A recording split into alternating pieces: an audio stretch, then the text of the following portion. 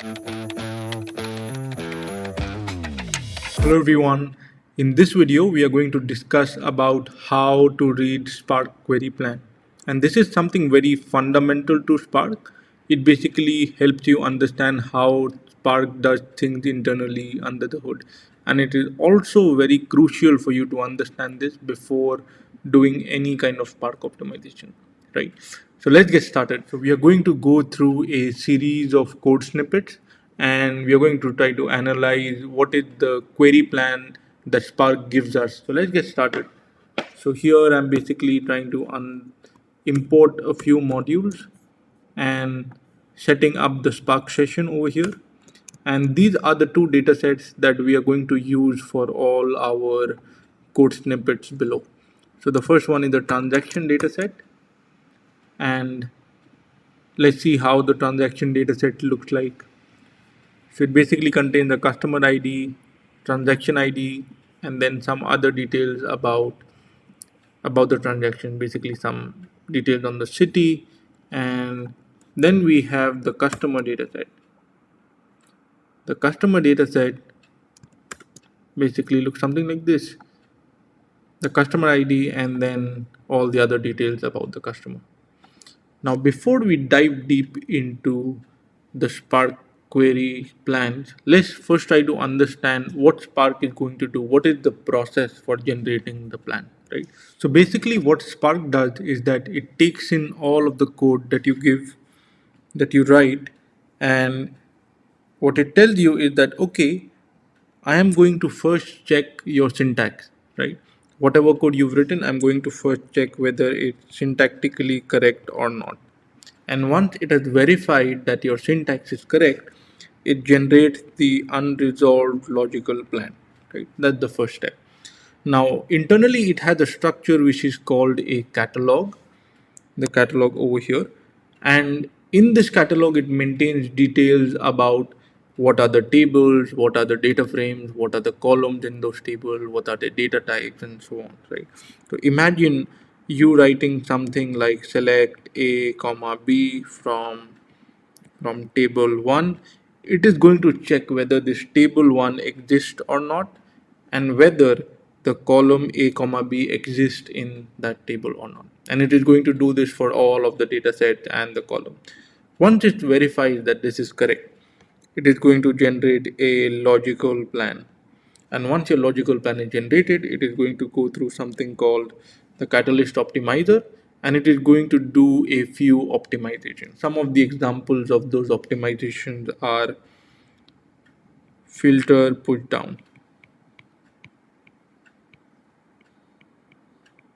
and then you also have push down projection. So let's try to understand this one by one. Push down projection basically means that, let's say you've written select star, but then Spark figures out that you only use 5 columns in your whole query. So there's no reason of doing or select star. So Spark is basically going to select those 5 columns particularly. That's the first optimization. The second one is a filter push down. Let's say you're doing a filter in the middle of your query within the data frame that you're using, right? So now Spark figures out that this filter can be pushed to the data source itself. When you're querying the data source, you can combine this filter with the query. So what it does is that it is going to return you smaller number of rows right at the start. So these are some of the optimization that it does, and it is going to generate an optimized logical plan for you, which is then converted to several physical plans. And these physical plans are the ones that are actually going to run on the cluster. So it generates several physical plans which goes through an internal cost model and picks up the one which is the most efficient one, which is the most optimized one, and that final one is then executed on the cluster. So this is how your final query plan is generated from the start to the end. Now let's try to look at a few code snippets that is going to tell you how the query plans look like. So we are going to look at narrow transformations, and wide transformation. So narrow transformation basically means operations that do not involve a shuffle, right? And a few examples of those include a filter operation, adding a new column, or changing an existing column, or simply selecting columns from a given data frame. So let's do that and let's see how the query plan looks like. So over here we are selecting the DF customer data frame, and we are doing a filter operation in which we do a filter in which the city should be Boston, and then we create two columns, that is the first name and the last name, and then we split the name by space and then select the relevant, the 0th and the first part, and that basically comes from here, right? And then the third step what we do is we just update the age column, we just add the number 5 to the current age, and the last one is basically selecting relevant column. So let's see how the data frame looks like and how the query plan looks like. So this is how your data frame looked like. It generated the first name and the last name for you, and then all the other relevant columns that you needed, right? So if you look at what is the output of explain, you see that there are four plans. The parsed logical plan, which is the same as unresolved logical plan. Then you would see analyzed logical plan, which is the same as the logical plan over here. And then you would see optimized logical plan, which is again the same as this over here. Finally, you would see a physical plan.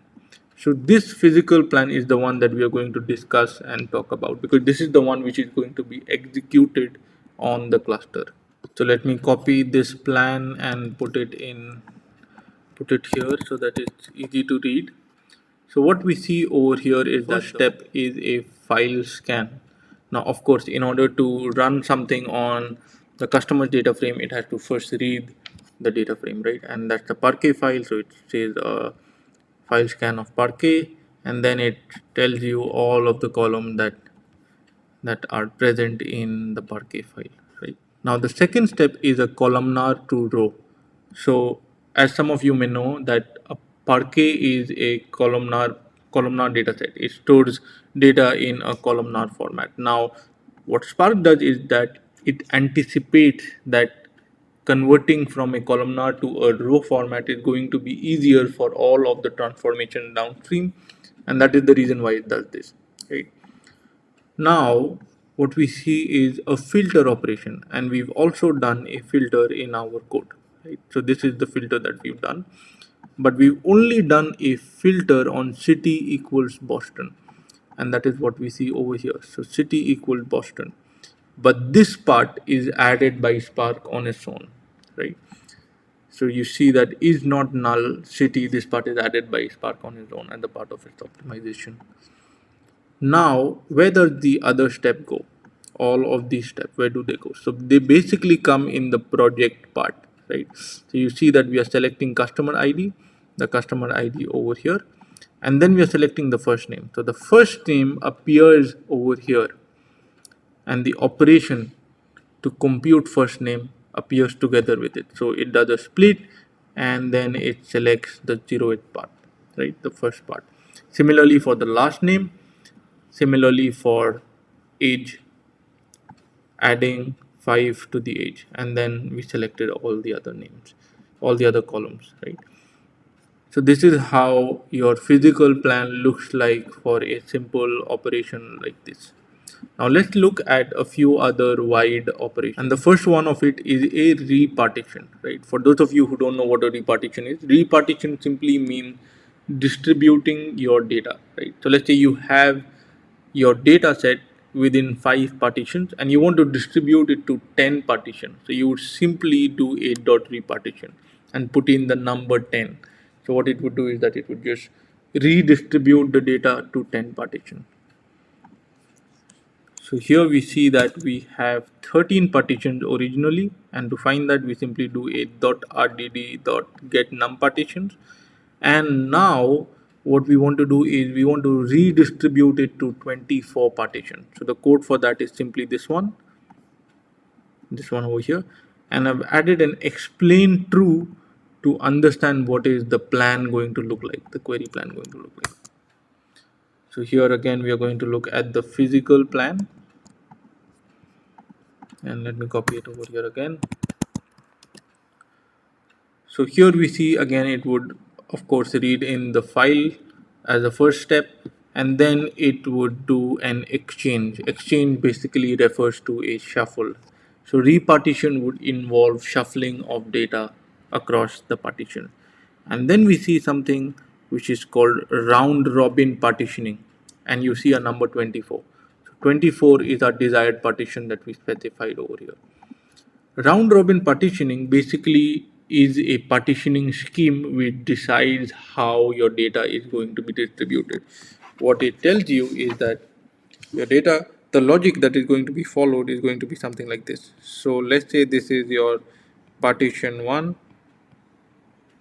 partition 2, partition 3, and then let's say you have partition 24. And this is your data set. Let's say this is your data set. So this is the 0th row, this is the first row, this is the second row, and then this is the nth row. So what round robin partitioning effectively does is that it tells you that the 0th row is going over here, this first row is going over here, this is going over here, and then this is going over here, so on, right? So it is one by one going to put your rows into each of these partitions. So this is somewhat the logic for round robin partitioning. Now, the last step over here is adaptive spark plan is final plan equal false. So this is the query plan. This is some information that Spark printed out for you, and this is coming as a part of AQE, adaptive query execution, which I've also referred to in one of my other videos. You can have a look at it here. So what this effectively tells you is that AQE simply refers to runtime statistics, right? And using them, it is going to select the most efficient query plan. So those runtime statistics can be number of bytes read, number of partitions, and so on, right? So what it's trying to tell you is that at runtime, I'm going to again look at the runtime statistics, and based on that, I'm going to choose the final plan, right? So right now, my code hasn't run. So that is what it tells you. So this is not the final plan. And at runtime, I can go ahead and choose another plan based on the runtime statistic, but it's more or less going to look somewhat similar, right? That is why it basically tells you that is plan final equals false. Now let's look at the query plan for Qualys. Qualys basically helps you reduce your number of partitions. If you have 10 partitions and if you want to reduce it to 5, you can simply do a coalesce, right? Now repartition also does something very similar. You can also use repartition for reducing your number of partitions, right? So then why use a coalesce? The advantage with coalesce is that it tries to avoid a shuffle, right? Unless it has to do it in some very extreme edge cases, but in general it tries to avoid a shuffle, and we all know that shuffling is a very costly operation. So let's understand how it tries to avoid a shuffle. So let's assume that we have these three executors, and on these three executors we have 3, 4, and 2 partitions, that is total of 9 partitions, right? Now let's say you want to do a df.coalesce of 3, right? So what it is going to do is that it is going to merge the partitions within the same executor, right? So it is simply going to merge these two and then going to create one big partition. It is going to merge all 4 of this and going to create one big partition, right? And then it is also going to merge these two partitions and going to create one big partition, and finally you end up having 3 partitions, right? And let's say if you were to do a coalesce of 4, it would simply, let's say these two partitions would remain the same. It would merge these 3 and these 2 over here, And for this one on executor number 2, what it could do is just merge these two and this one and this one. So it would have two partitions over here, and you would finally end up with four partitions, right? So what it has done is that it is done merging of the partitions within the same executor, right? So there's no data transfer involved between the executor, there's no shuffling, right? So now let's understand a case when it would try to do a shuffling. So now let's say if you were to do a coalesce of 2, right? So in this case it can merge all of these partitions to one partition.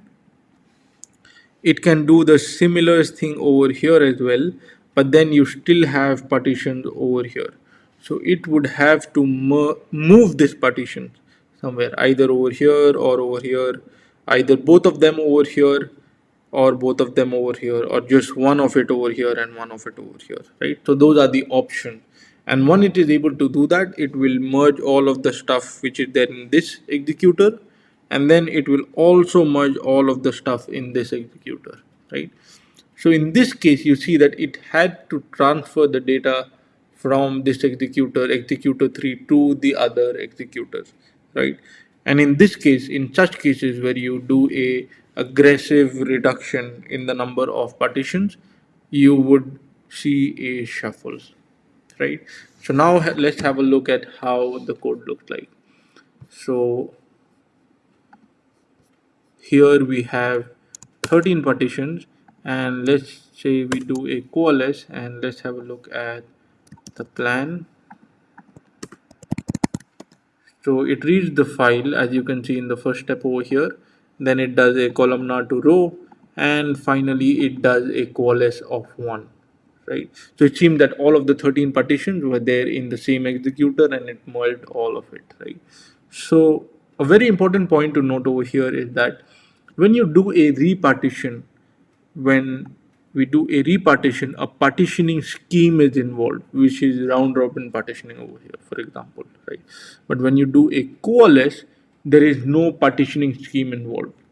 A simple reason for that is there is no shuffle involved, and because there is no shuffle involved, there is no partitioning scheme involved, right?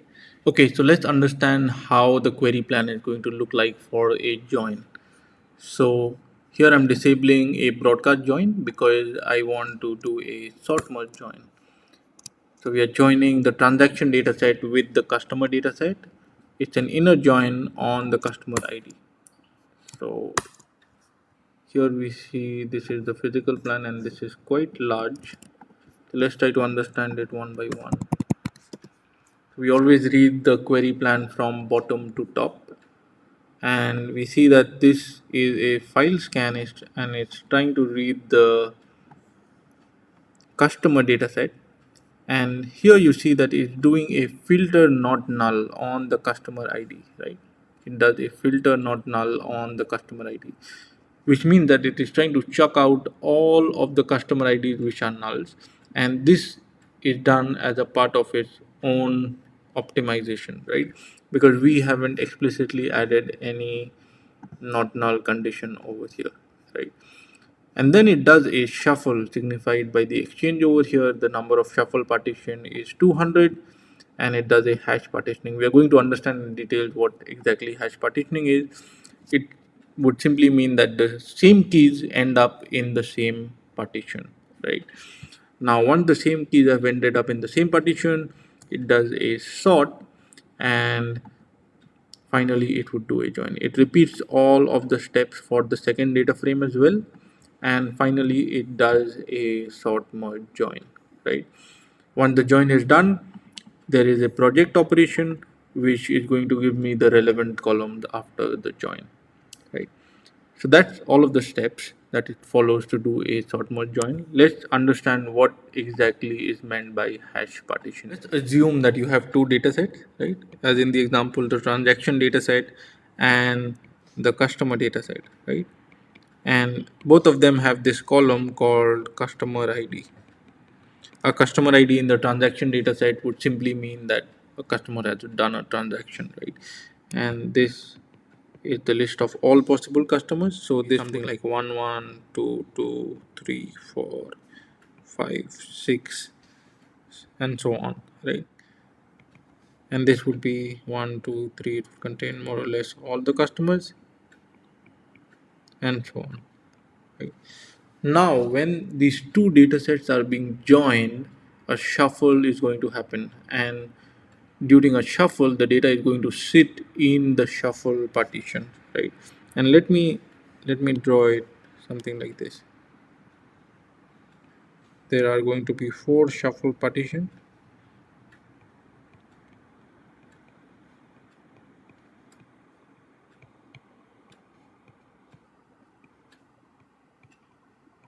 I'm drawing it separately so that I can show one for each of the data sets, right?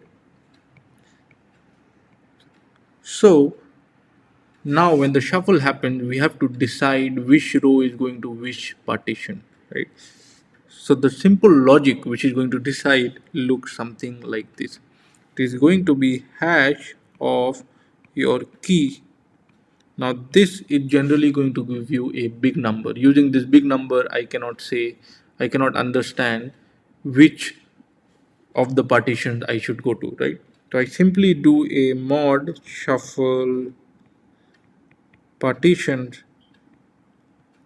in order to understand which of the partition I should go to, right? Because if I do a mod 4, here the shuffle partition is 4, it would always give me a number between 0 to 3, right? So let's take this one. So we do a hash of 1 mod 4, and let's assume that the hash of 1 is 1 itself. So 1 mod 4 simply gives me 1. So this is going to end up in this partition, right? This is simply going to end up over here. So I'm going to get, okay, this is going to end up over here, right? And this also is going to end up over here. Similarly, hash of 2 mod 4, and again assuming hash of 2 gives you 2, this is going to be 2. So 2 and 2 are going to end up here, right? Similarly, 3 is going to end up here, 4 is going to end up here, 5 is going to end up here, and 6 is going to end up here, right? Now similarly for this data set, we are going to do hash of 1 mod 4, which is again going to give you 1. So this is going to end up over here, right? Similarly for this,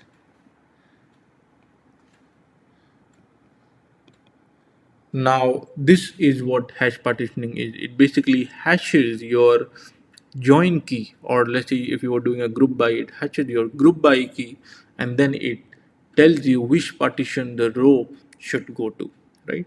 Now simply after this, we saw that there was a sort step. It is going to sort this, and after sorting, the join becomes very simple. It is simply going to compare this number and this number, and if they match, it is going to do a join.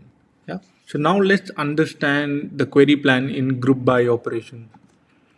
So here I'll be using the transaction data frame to do a group by city and then count the number of transactions, the number of rows basically per city, right? So what it gives me is basically this, and let's paste it.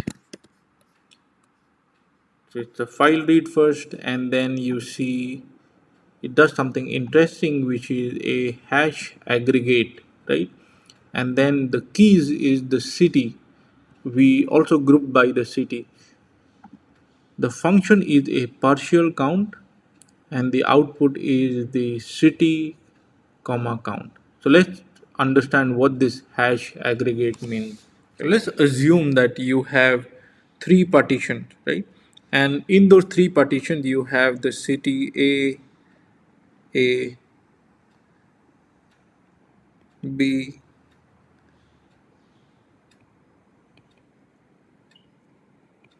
so these are your 3 partitions, right?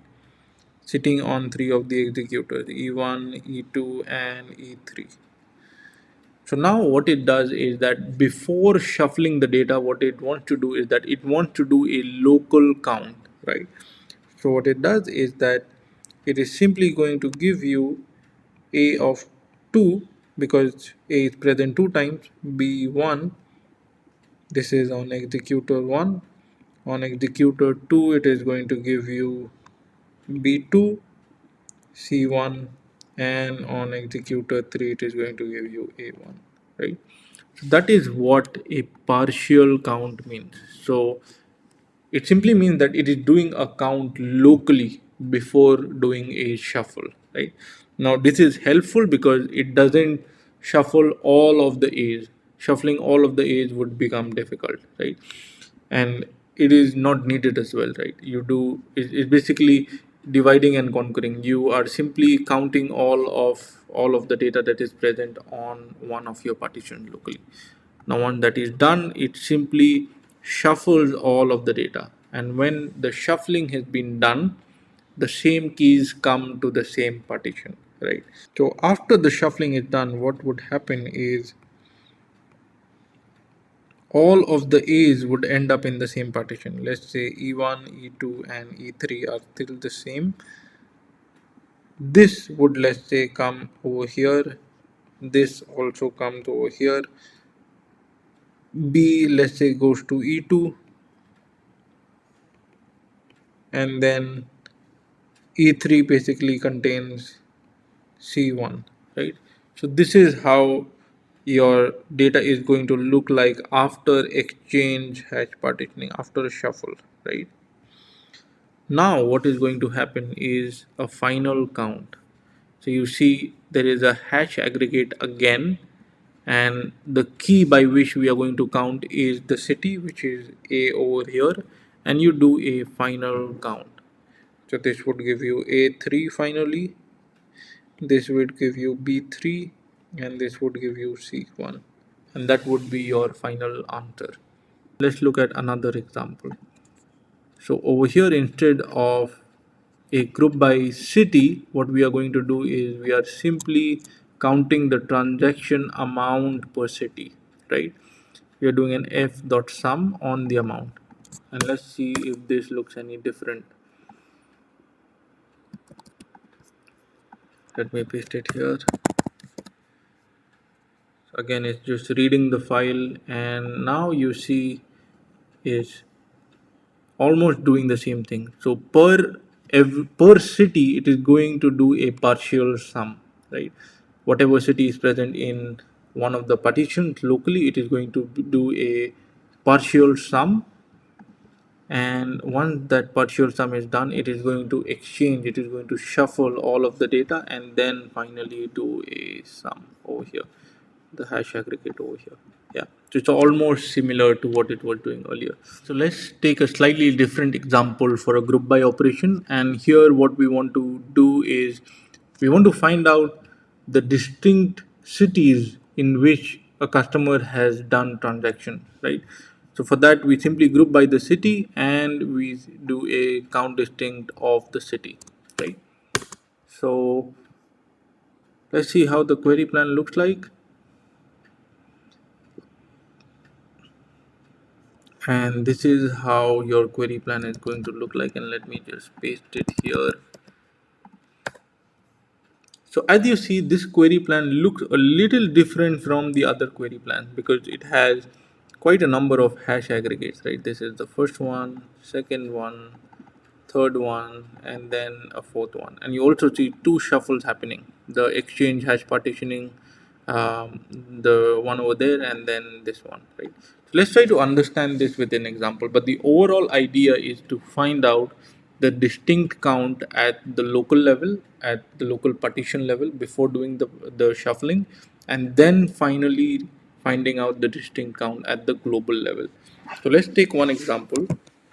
So let's assume that this is your, you have three partitions, P1, P2, and P3, and you have certain number of rows. Let's say A1. A basically is a customer who did a transaction in city 1, again A1, B1, let's say B1, B2, and A1, A2, right? So this is how your data set is. Now the first step over here is an hash aggregate, right? So the key that you see over here is the customer ID and the city. This is different from the key that I specified over here, right? The key that I specified over here is only customer ID. And what you see in the function is that it is empty. So this basically means that we are trying to do a distinct. Spark is trying to do a distinct. Your output is also same as the input, right? So now let's go ahead and do a distinct. So the output that you would get would look something like this: A1, B1 for this partition, B1 and B2 for this partition because there are no duplicates, A1 and A2 for this partition, right? So this is how your data set looks like for this step over here. Now there is a shuffle happening, and a very important point to note is that the shuffle is happening on this key, the customer ID and the city. That means whichever pair has the same value, it is going to end up in the same partition, right? So it is all the A1 are going to end up in the same partition. A1 is going to end up like this. Then you have A2, because A2 is only 1 in number, it is going to end up in another single partition. B1 is 2 in number, so you are going to get B1 like this, and then you're going to get B2, right? So this is going to be the output of your exchange hash partitioning. Now what is happening is a hash aggregate again, and you see this is again a distinct, right? Customer ID and the function is empty. So this simply means that I earlier had the cities in which the customers did a transaction locally. Now I have it globally because the shuffle happened, and because I have it globally, I need to do a distinct, right? Because A1 and A1, the customer has done this transaction twice in this city, but it doesn't make a difference to me, right? Because I only need to count it one. So that is why it does a distinct again, and the result of which is going to look something like A1 for this, A2, B1, and B2. So this is how the result is going to look like for this, right? Now we do a hash aggregate again, and an important point to note is we are now doing it on the customer ID, right? And we end up doing a partial count distinct, right? So this is going to contain A1, A1, B1, and B1 because this is a count, right? These are counts of the number of cities that the person has done a transaction in. So this is done. Now at a local level, I have a count of the number of cities in which the customer has done a transaction, right? Now I again do a shuffle, and this time the shuffle is going to be on the customer ID so that I can bring all the cities in one partition. So all of this is going to come over here: A1, A1, B1, and B1. This and this are going to come to one partition, right? So now this step is done, and the last step is a final count. So this is a count. So this is going to give you A2, and this is going to give you B2, right? So that is going to be your final output. You see this is the customer ID and the city count. So this is how this is a little bit different, but it's very interesting to look into this one by one and understand how Spark does all of the things internally, right? Step by step. Let's look at a few interesting observations as a part of the narrow transformation that we've done earlier. So this is the physical plan, and let me just put it over here. So we see that there is a filter step that is added for the filter that we added over here, right? And this step being here makes complete sense. Now, an interesting part that we see over here as a part of the file scan is there is a push filter, right? There is a push filter which is doing the same thing. So what is being done is equal to city Boston, which is the same as the filter that we put, and this is something that was put by Spark. as default, right? So a possible question is, if Spark was already pushing the filters to the source, right? If it was already pushing all these filters while reading the data from the source, why is it again doing this filter, right? Isn't this a redundant operation? And to answer this, let's go back to the way Spark builds the plans, the logical plans and the physical plan, right? So as we already know that the logical plan basically involves adding steps like filter push down whenever the optimized logical plan is created, right? These steps like filter push down, projection push down, these are all added, right? Now, as a part of the physical plan, the scanning, the filtering, and all of that is added, right? So this part is added as a part of the physical plan, while this one, the push filters, is added as a part of the logical plan, right? So this is how the Spark Catalyst Optimizer works internally. Now, the way it behaves this way is because there are several filters which cannot be pushed down, and we are going to come to that in a minute, right? So there are some filters which can be pushed, while there are some filters which cannot be pushed. So in order to guarantee us correctness, Spark basically still puts another filter, right? Now, a possible question that you might also have is that why it doesn't still use the topmost filter, right? Why does it need to put it over there and then again do it, right? The answer to that is that you operate on a much smaller data set if you are able to filter it at the start, and then even if you do the filter later, you're operating on a very smaller data set. It is of course a redundant operation, but it is not as redundant as it seems, right? So this is more of a fail-safe mechanism for Spark to ensure integrity and correctness. Okay, so going back to the old question, when does predicate push down not work? So here are a few examples when predicate push down will not work. The first example is when your column is a map type column, right? You have something like, so this is, let's say, how your data set looks like. You have a column called properties, and it has a key and a value, and you're trying to filter on the key. So you're trying to do something like this, right? The I equals brown. So then you would see that it doesn't, the file scan doesn't mention push filters, right? So because the data source itself doesn't support this, you're not able to push this kind of filter to the data source itself, right? Another example is unsupported expression. So for example, a cast operation, filtering on a cast operation would not be supported in Parquet, right? Because the column that is present in the Parquet file has a different data type, and when you're doing a cast, you're changing the data type. So that is why the filter on such an expression, the cast expression, will not work. So let's take this example over here. Here what we are doing is that we are filtering on all the customers whose age is 50. Now age was string and we converted it to an integer, and let's see the plan.